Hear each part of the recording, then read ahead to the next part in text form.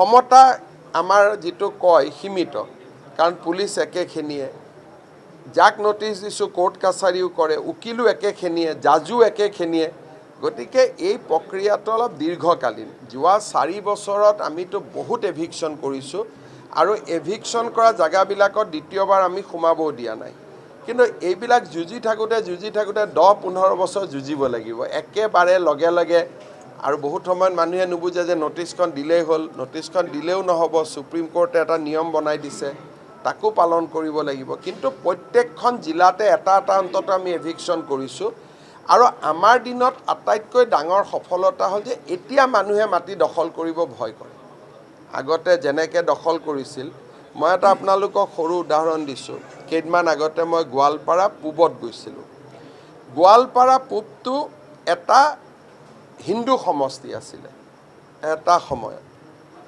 বাঘবৰৰ পৰা নদী ভাঙা বুলি কৈ প্ৰায় 20-25 হাজাৰ মানুহ গোৱালপাৰাত বাঘবৰৰ পৰা গুচি গ'ল। আৰু গোৱালপাৰা চিটটোত হিন্দুসকলৰ তেওঁলোক মাইনৰিটি হৈ গ'ল। এই কথাটোকে মই মনত ভাবি আছোঁ যে যদি কোনোবা এটা সমষ্টিত নতুনকৈ মানুহ আহি সমষ্টিটোৰ জনগাঁথনি পৰিৱৰ্তন কৰে, সিটো ৰাজনৈতিকভাৱে ভয়াৱহ। সেইকাৰণে সিদিনাখন গোৱালপাৰাত গৈ মই নিজে পৰিৱেশটো লক্ষ্য কৰি আহিছোঁ।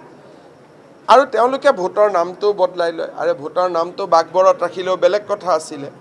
যদি ইজনে সিজনৰ প্ৰতি আমি সন্মান নেদেখুৱাওঁ আৰু মানুহে যদি ভাবে যে আমি দখল কৰোঁ, তেতিয়াহ'লে অসমৰ পৰিৱেশটো বেয়া হ'ব। কিন্তু বাঘবৰৰ মানুহ যদি বাঘবৰতে থাকে, জনিয়া মানুহ জনিয়াত থাকে, নলবাৰী মানুহ নলবাৰীত থাকে, তেতিয়া এই সংঘাতটো নোহোৱা হৈ যায়।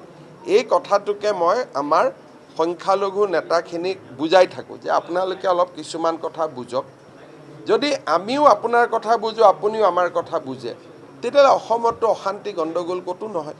প্ৰথমতে মাটি ল'ব, মাতাৰ পিছত তাতে ভাড়াঘৰ বনাব, ভাড়াঘৰ বোৱাৰ পিছত ভোটাৰ তালিকাৰ নামটো বদলাব। এইটো অলপ বেয়া প্ৰক্ৰিয়া।